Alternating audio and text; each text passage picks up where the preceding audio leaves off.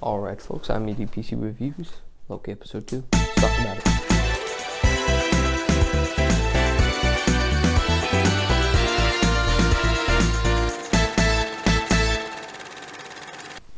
People discussed after last episode, but they say it again in this episode, Nexus. They keep mentioning the word Nexus, either beings or events, and I recall that in WandaVision, Wanda's power, I believe, is referred to as Nexus power. So, what does it mean?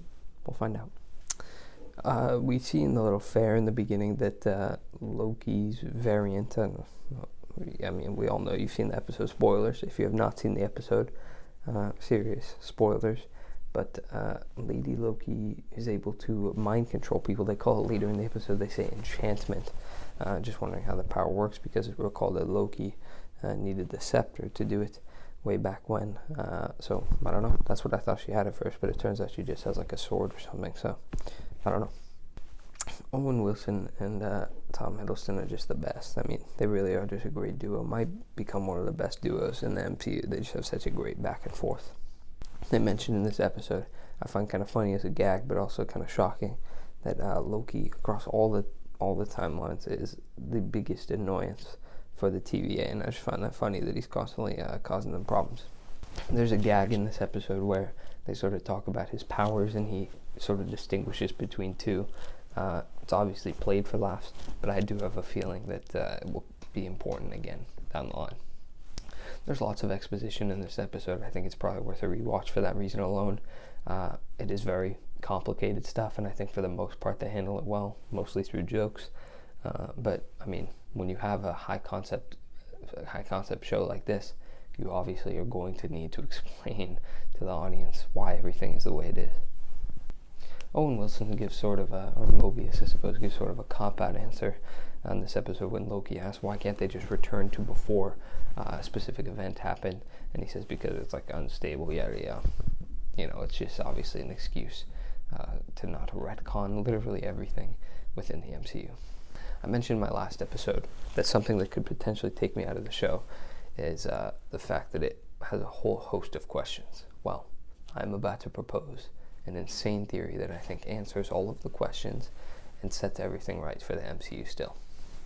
The timekeepers are being hyped up as this huge thing, both, of course, in real life and in the show. Ready? I do not think that the timekeepers exist.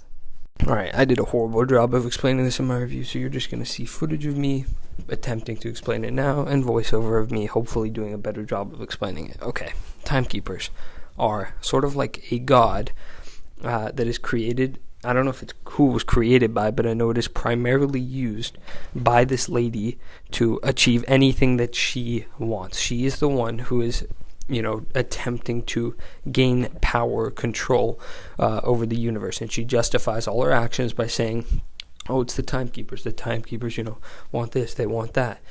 She says things like, remember the trial in the first episode, and Loki's like, oh, what do the timekeepers do? And she's like, okay, well, they keep track of all time. And he's like, well, what do you do? And she's like, I work at the timekeepers' will. They sort of brushed over that, but that's good foreshadowing.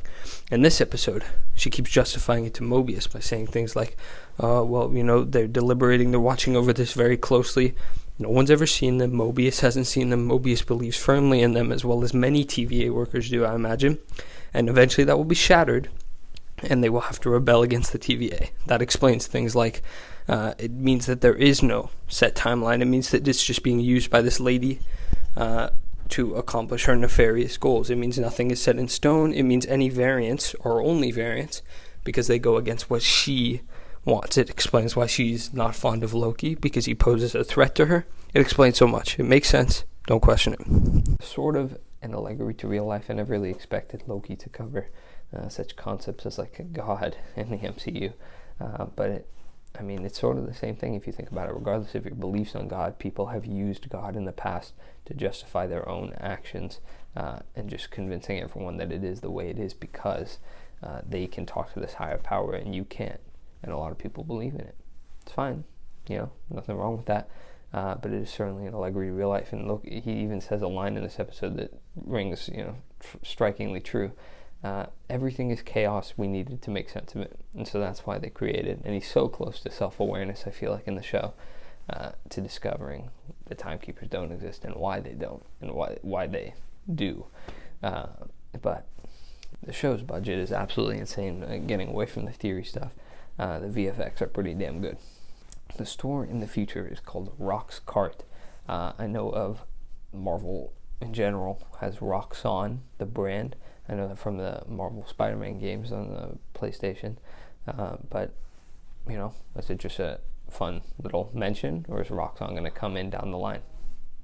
I'm getting very excited just thinking, because obviously Lady Loki's very clever and won't go down easy. I'm getting excited just thinking of the way that they're going to have to eventually defeat her. It's going to be very clever and very fascinating to watch. And of course, it wasn't my theory, but I did say it last episode that this was Lady Loki.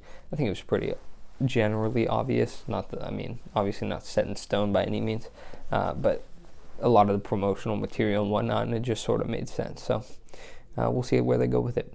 Folks, this episode was incredible. I hear a lot of people saying it's better than the first. I thought the first was slightly better, just because I feel like this episode had too much mundane stuff. But still, great nonetheless. I'm not docking it at all.